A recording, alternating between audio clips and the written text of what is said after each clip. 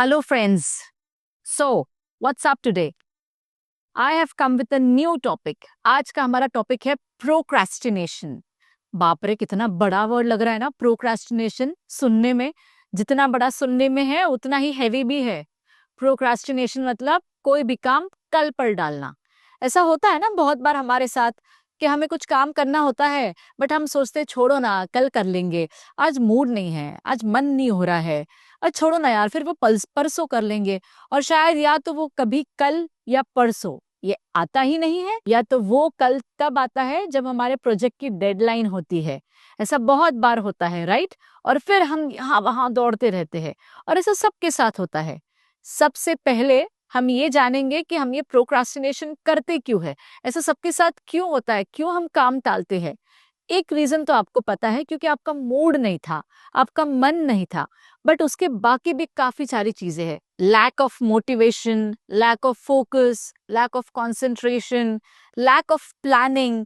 जब आपकी ये कुछ चीजें हो जाती है ना, तब आपका माइंड अपने आप डाइवर्ट हो जाता है. आपको लगता है कल कर लेंगे.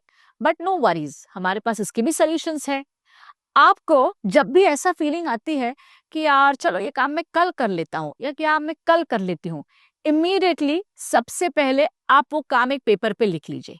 जैसे एवरीडे सब लोगों को बहुत काम होते हैं, आपके काम प्रायोरिटाइज करिए.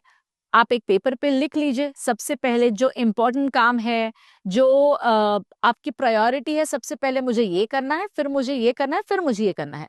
उसमें से जो इम्पोर्टेंट काम है मेक श्योर कि आप वो सबसे पहले करें.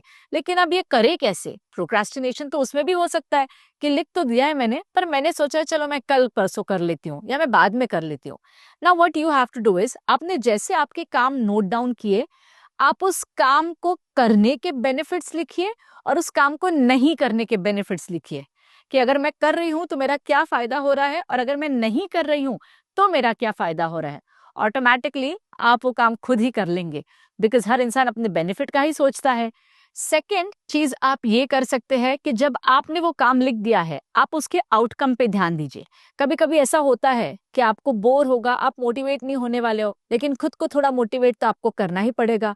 आप उसकी प्रोडक्टिविटी पे ध्यान दीजिए. अगर आपको लग रहा है कि यस, क्योंकि प्रोडक्टिविटी हमेशा बेनिफिशियल ही होगी, आपका कभी नुकसान तो होगा नहीं. आप कोई भी काम इसलिए तो नहीं करोगे ताकि आपका नुकसान हो.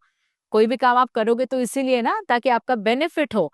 तो आप ऐसे टाइम पे वो काम करने से आपकी प्रोडक्टिविटी क्या है, आपको क्या बेनिफिट हो रहा है, आप उस बेनिफिट पे ध्यान दीजिए.